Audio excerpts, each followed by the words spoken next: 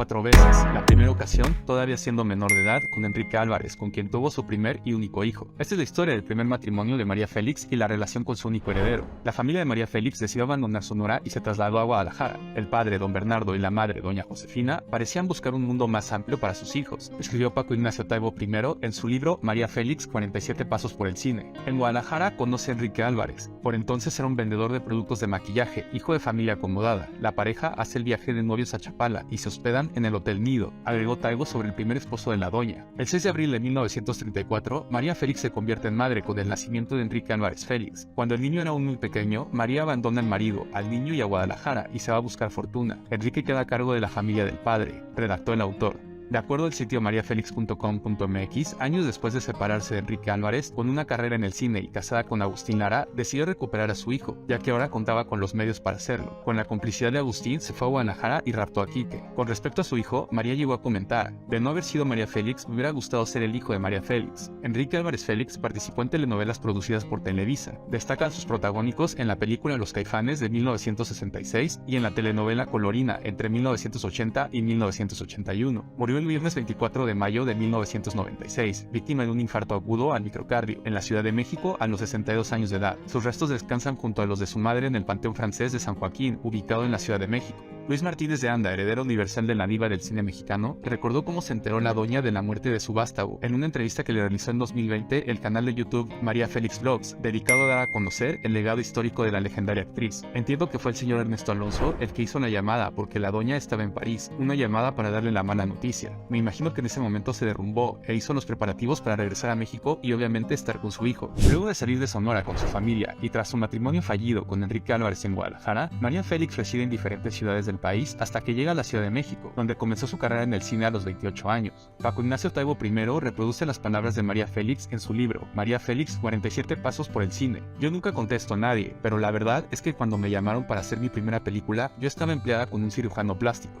Me pagaba muy bien, muy bien. Él decía a sus clientas: miren la nariz de esta señorita. Yo se la arreglé y enseñaba mi nariz. También decía que me había operado mis orejas y mis cachetes y todo. Yo me mostraba a las clientas y ellas quedaban encantadas. Cobraba bastante por aquel empleo y yo podía vestirme muy bien. Así que estaba muy contenta, pero no tenía ni idea de qué cosa era el cine y nunca imaginé que yo haría cine. Yo era bastante indisciplinada en aquel tiempo. Después me hice una mujer muy disciplinada. Si quieres algo tienes que disciplinarte, tienes que entregarte. Las cosas cuestan, no te las regalan. Fue Gabriel Figueroa el que me hizo las primeras pruebas. Tras la audición, le ofrecieron un papel en El Peñón de las Ánimas. Dije que sí, que estaba muy bien. El Peñón de las Ánimas fue dirigida por Miguel Zacarías y el ya consolidado Jorge Negrete sería el coprotagonista de la película junto a la naciente estrella María Félix. La doña participó en decenas de películas, además de formar parte de documentales, programas de televisión y telenovelas, y todo comenzó cuando dejó su empleo con el cirujano para convertirse en una estrella del entretenimiento en México. La carrera de María Félix en el cine estaba por comenzar, no sin antes algunas situaciones incómodas con Jorge Negrete. El actor mexicano coprotagonizó con María Félix El Peñón de las Ánimas, y de acuerdo a palabras de la actriz, reproducidas por Paco Ignacio Taibo I en su libro María Félix, 47 pasos por el cine, no fue una experiencia sencilla. Fueron unas semanas muy malas. Jorge Negrete me odiaba, yo diría me aborrecía. Me veía como una recién llegada llena de vanidad. Yo me revolvía muy fuertemente, me decía: estos no me van a aplastar. Fueron unas semanas terribles, terribles. El autor del libro escribió sobre el tema en lo siguiente: con una arrogancia que parecía ocultar una serie de profundos problemas de personalidad, Jorge creaba muchas veces a su alrededor un clima de irritación y fastidio. En sus películas repetía el personaje machista y altanero con el que había sido identificado por el público. Paco Ignacio Taibo I recupera en su libro una anécdota que enmarca el tono que tenía la relación. Parece ser que en uno de los encuentros entre los dos, Jorge llegó a preguntar a María: tengo una curiosidad, ¿con quién se acostó usted para que le dieran el papel principal? Hay varias versiones de la respuesta de María. Parece que ella misma avala la siguiente: usted tiene más tiempo en este negocio, así que debe saber bien con quién hay que acostarse para ser estrella. El 18 de octubre de 1952, María Félix y Jorge Negrete se casan, en la que fue llamada la boda del siglo, de acuerdo al diario El Universal. El evento se realizó en una hacienda de Tlalpan que María Félix había comprado en 1948. Su matrimonio apenas duró un año y un mes, pues Jorge Negrete moriría debido a una falla hepática.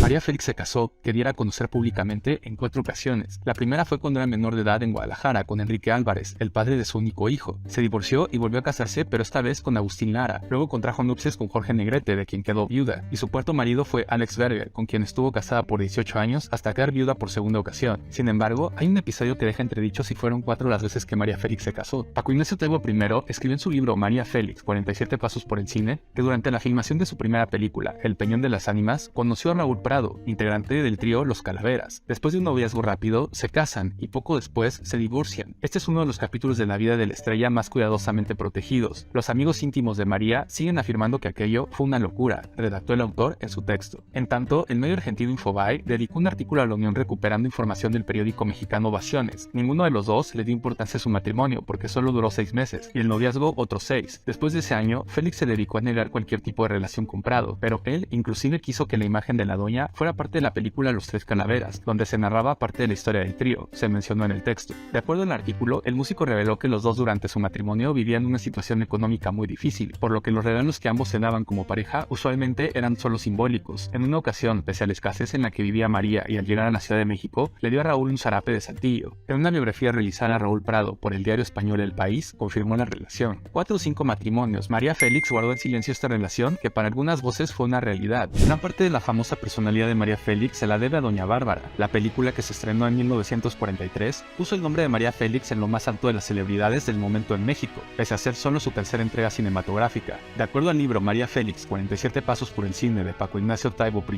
en el mes de julio de 1943, la revista Cinema Reporter hizo una encuesta entre sus lectores para conocer quiénes eran los más famosos. La lista de los primeros 10 quedó así: Jorge Negrete, Isabel Corona, Sara García, Gloria Marín, María Félix, Mapi Cortés, Arturo de Córdoba, Emilio Tuero, Cantinflas y Dolores del Río. Esto, sumado al éxito nacional de Doña Bárbara, hacía pensar que María Félix podría migrar su trabajo a Hollywood. ¿Qué pasó? No trabajó en Hollywood porque no quiso, recordó Taibo en su libro. ¿Acaso el idioma totalmente desconocido para ella la asustó o hubo otras razones que ignoramos? De cualquier manera, resulta sorprendente que una mujer que ha logrado de forma tan rápida el éxito no intente un segundo paso hacia la meta, por entonces de todos los artistas de cine, agregó el autor mexicano. En un video retomado en una nota del diario mexicano Milenio, la doña es tajante y sincera: yo no fui a hacer películas americanas no porque yo no quise, sino porque ellos no me ofrecieron algo tan interesante como yo hubiera querido. Me ofrecieron papelillos y yo no quería papelillos, porque los grandes papeles los tenía yo en mi país y en Europa, y papelitos, hacer de India y nada más, no, nunca me gustó, afirmó María Félix. No por desdeñar Estados Unidos, la actriz mexicana fue menos famosa en el mundo. María Félix hizo internacional su carrera con películas en Europa, principalmente en España.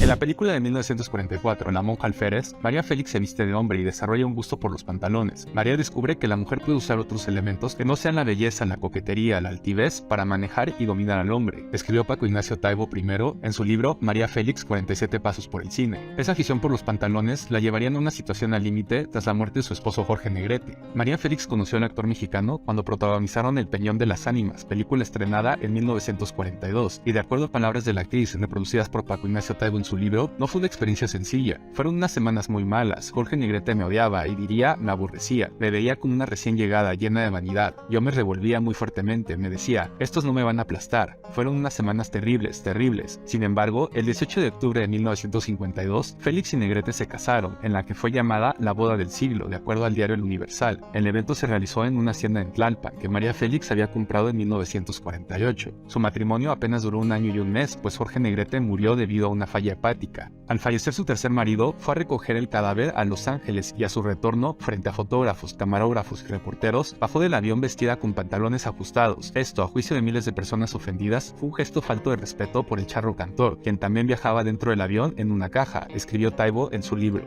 María, sin embargo, se negó a disfrazarse, a darle a su público la posibilidad de llorar con la vida inconsolable. Bajó seria, vestida con pantalones, y el pueblo mexicano no sabía si con ello quería decir que no aceptaba entrar en el juego del desconsuelo nacional o que, aceptando una de las frases más repetidas por la propia doña, la muerte le hacía los mandados, recordó sobre ese momento el autor mexicano. En la película de Doña Diabla, María Félix hace popular un gesto que la va a eternizar, el levantamiento de cejas. Paco Ignacio Taibo I recuperó en su libro María Félix, 47 pasos por el cine, el artículo de Luis Terán en la sección de Cultura de Heraldo en 1968. 1928. El levantamiento de cejas, este deporte tan usado en las películas nacionales, se ha convertido, al paso de los calendarios, en el recurso más fácil para la expresión facial de emociones entre las nuevas generaciones de actores. La maestra del difícil arte ha sido María Félix. Otros la usaron igualmente, aunque sin buenos resultados. Esto se debe a que la doña empleó una forma más efectiva, menos solemne y más divertida. En la Félix, dicho empleo se entiende que en su trabajo es sinónimo también de poder y fuerza por sobre todas las cosas, el salvoconducto para obtener la firmeza y la seguridad del acto de actuar. Sobre sus cejas hay en la actualidad decenas de artículos que son prácticamente tutoriales para lucir como la doña. Por ejemplo, la revista Vogue, en un texto del 2020, mencionó lo siguiente: ella buscaba que sus cejas tuvieran forma, pero siempre evitaba que éstas se vieran muy delgadas. El color de su melena y el de sus cejas siempre era coherente entre sí. Si ella llevaba su pelo en un tono castaño, entonces sus cejas iban de este mismo color. Si se teñía de oscuro, entonces sus cejas se asemejaban al tono de su melena. Una de las anécdotas más interesantes y que retratan el sentir de la doña sobre sus cejas, la escribió Paco Ignacio Taibo I en su libro. Hay cejas como las de Dolores del Río y María Félix que aspiran a llegar al cielo. A la menor contrariedad se levantan enérgicas, decididas y dan al rostro un aire de dignidad ofendida. Las cejas de María adoptan la altitud exacta para destruir las aspiraciones de sus enamorados con poca fortuna. Una vez, en casa de María Félix, discutiendo un argumento, yo intercalé entre mis opiniones una interjección llena de colorido. A María tal cosa no le gustó y elevó de inmediato la ceja. Yo me apresuré a decir que pensaba que el gesto estaba reservado solo para el cine. Ella tomó a broma mi observación y dijo: pues ya ve que no.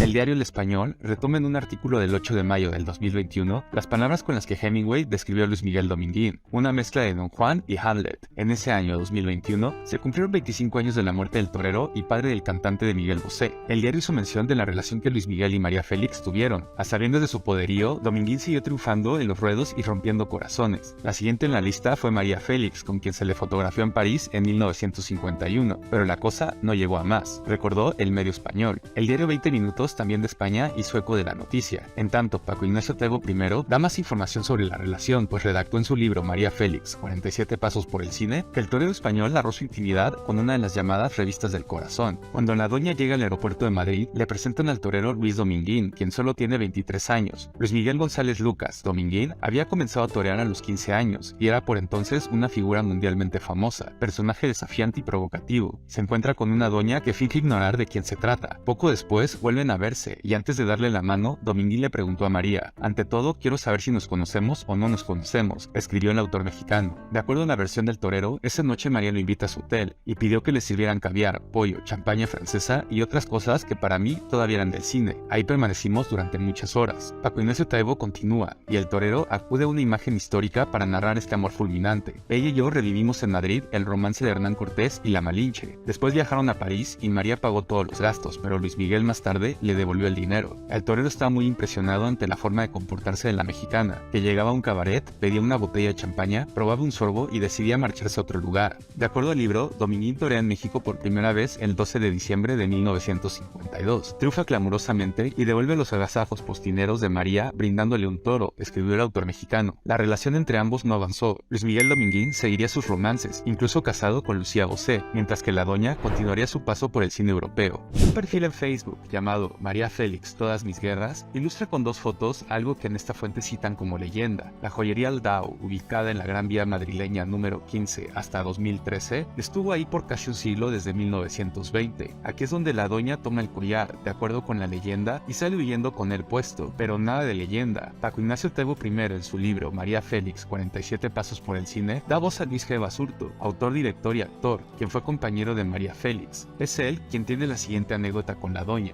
Una vez fuimos a la joyería Aldao de Madrid. Venía con nosotros Valdés Pesa. Un joyero quiso enseñarle a María un collar extraordinario, pero que ya tenía vendido. Nos dijo que lo iba a comprar la esposa del general Franco para regalárselo a Eva Duarte de Perón. María se quedó asombrada. Era un collar con calabacillos de perlas, brillantes y esmeraldas, algo sumamente caro y muy espectacular. María dijo que lo compraba de inmediato. El joyero insistió en que era para la señora de Franco. María se estaba encaprichando y no cejaba. De pronto me dijo que buscara un taxi y la esperara dentro del auto. Lo hice hice y la vi salir corriendo, con el estuche en la mano. Escapamos hasta el Hotel Palace y ahí María se encerró en la habitación y se negó a tomar el teléfono hasta que llegó Cesario González. El productor de cine estaba asustado y quería que ella devolviera la joya. María le dijo que él tenía que pagarla y que ella le devolvería el dinero trabajando en sus películas. Convenció a Cesario y este llamó al DAO y se pusieron de acuerdo. Sé que María pagó el collar totalmente, incluso entregó otro suyo, de brillantes, como parte del pago. Yo con estas cosas me divertía mucho. María Félix y la joyería iban de la mano. Este no fue el único incidente famoso al respecto. Tras la muerte de Jorge Negrete, quien fue su tercer esposo, Félix disputó con la familia del actor mexicano la propiedad de un collar. Para algunos es lo peor que ha pintado.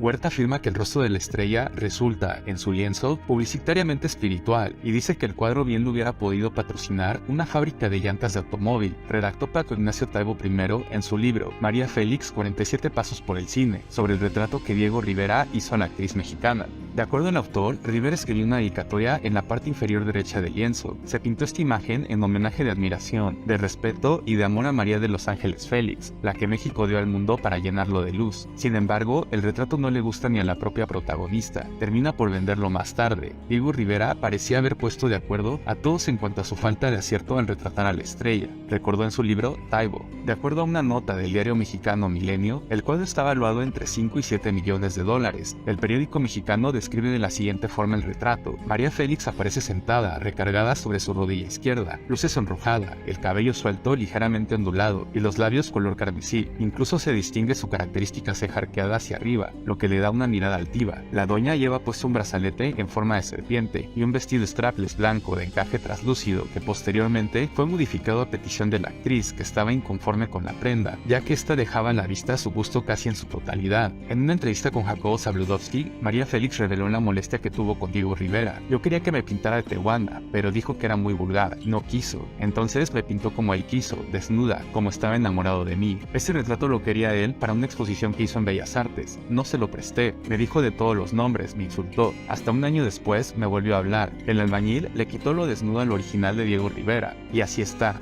De acuerdo a Milenio, Juan Gabriel compró el cuadro de María Félix. Tras la muerte de Juan Gabriel en 2016, su heredero universal, Iván Aguilera, de la mano del abogado Guillermo Pous, iniciaron la recuperación del legado del Divo de Juárez. Desde entonces se confirmó que se desconocía el paradero del cuadro, reportó el diario. María Félix recibió un collar de esmeraldas como regalo de bodas de su exesposo Jorge Negrete cuando se casó con él en 1952. En otros videos de Página 18 hablamos sobre su primer encuentro con el actor mexicano, el cual fue muy desafortunado, y la profunda indignación que provocó en el público una acción de la actriz tras la muerte de su entonces esposo. Luego del fallecimiento del histórico actor mexicano, la doña supo que el collar no estaba pagado, y pese a que la familia Negrete se lo exigió de vuelta, ella se negó a regresarlo. Paco Ignacio Taibo I recordó la anécdota en su libro María Félix, 47 pasos por el cine, de la siguiente manera. El año 1954 se inicia con otro sainete singular. Cuando María llega al aeropuerto, el día 9 de marzo, para tomar su avión hacia París, se encuentra con una pareja de policías que le impiden la salida. Un juez ha retenido en México a María hasta que se demuestre de quién es efectivamente el famoso collar. María acepta que lo lleva consigo porque es suyo, se lo han regalado. El hecho de que esté o no esté pagado no le importa, pero a la familia de Jorge sí le importa, ya que va a continuar abonando unas letras por algo que María se lleva a Europa. María, sin soltar el collar, se vuelve a su casa. Días después, se sale con la suya y toma otro vuelo para la capital de Francia. La estrella resume con sencillez todo el conflicto. Ya ni viajar tranquila dejan a una. ¿Qué fue del collar? De acuerdo a un artículo de la revista Vogue en México, luego de un gran combate legal en la cual la actriz sonorense desembolsó grandes sumas con tal de no entregar el collar, la disputa concluyó con un fideicomiso dedicado a la hija de Jorge Negrete, Diana Negrete, con el que por fin se hizo dueña absoluta de la pieza. ¿Qué pasó con ella? Si piensas que la guardó en un sagrado cofre para conservar la memoria de su tercer esposo, te equivocas. En un movimiento muy la doña, la actriz cuenta en sus memorias que envió a fragmentar las esmeraldas para colocarlas en sus famosos cocodrilos de Cartier. Pese al conflicto por el collar que Jorge Negrete le regaló y la familia del actor mexicano quería de vuelta, María Félix sale de México rumbo a París, Francia. Carlos de Negri, reportero del diario Excelsior, visita a María en París, y Paco Ignacio Taibo I, en su libro María Félix, 47 pasos por el cine, recuperan la charla que se dio entre ellos. Estaba parada ahí, como lo que era, la mujer más hermosa del mundo. Estaba sin afeites, envuelta en un vestido sencillo y con el pelo suelto, cerca de la ventana de su salita en el apartamento que ocupa en el George V, sobre la avenida del mismo nombre, en París. A su derecha derecha, un piano. Cerca del piano, un fonógrafo automático. México no me quiere, señor de Negri. Lo decía con el acento que usa el enfermo de mucho tiempo para hablar de su enfermedad. De acuerdo a Taibo, el periodista había leído en el diario Le Figaro esa misma mañana una nota con la foto de María. La nota decía: María Félix, la bella artista mexicana, hija adoptiva de Francia, que en breve se trasladará a la Costa Azul para conocer personalmente a la bella Otero, cuya asombrosa vida interpretará en el cine. Deseamos a nuestra María un viaje feliz a Cannes y un pronto regreso a la ciudad que tanto la quiere. Luego, de acuerdo al libro de Taibo, cuando el reportero le pregunta cómo ha conseguido que una nota así aparezca en la primera página de un periódico tan importante, María responde: mi agente de publicidad es muy inteligente, soy yo. Según el libro, en la entrevista que se publica en Revista de Revistas, mayo de 1954, María Félix dijo querer volver a México, en específico a Valle de Bravo, comprar una propiedad y tener un cuarto para los recuerdos y otro para los demonios, señaló.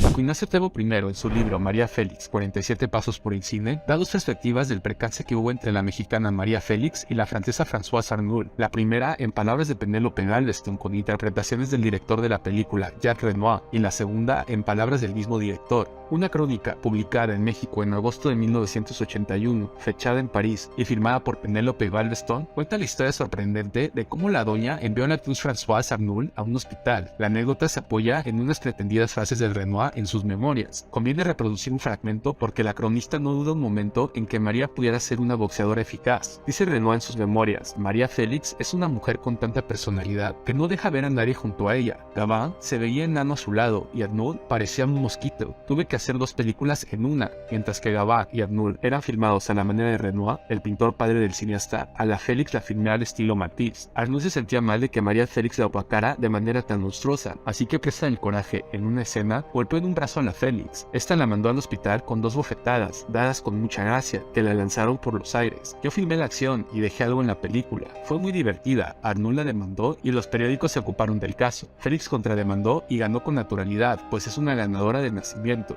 Renoir efectivamente cuenta esta historia en su libro Ma vie en mes films, pero resulta menos truculenta. Françoise Arnould lastimó involuntariamente a María Félix con su pulsera. La riña degeneró en una verdadera batalla. María, que estaba muy furiosa, lanzó una bofetada a Françoise, que por suerte no la recibió. Pienso que le hubiera podido partir la cara. Françoise por su parte se defendió con arañazos y patadas, pero María la levantaba en el aire y yo temía que pudiera terminar con Françoise. Conseguí que la riña terminara antes de que tuviéramos la necesidad de pedir una ambulancia. El libro apareció en Francia en 1974 y la cronista parece haberse dejado llevar por la imaginación. En cuanto a María, se reía del incidente. Cosas del cine, se trabaja a presión. French Cancan, película musical francesa escrita y dirigida por Jean Renoir, se estrenó en 1954. María Félix y Françoise Arnould continuaron sus carreras en el cine. Arnould participó en su última película en 2016 y falleció en 2021 a los 90 años de edad. De acuerdo a Paco Ignacio Taibo I, en su libro María Félix, 47 pasos por el cine, un día en la Casa Presidencial de Los Pinos en la Ciudad de México se encontraron la Juana Gallo auténtica y su representación cinematográfica. La guerrillera se comportó con una dignidad que sin duda tuvo que desconcertar a María Félix. El autor mexicano relató que Juana Gallo, cuyo nombre real era María Soledad Ruiz Pérez, le dijo a la actriz que la película que usted hizo fue una cosa muy sucia, y agregó: yo no tomaba ni una gota de licor ni bailaba con los soldados, yo era una general, señora. Además, yo no chupaba puros.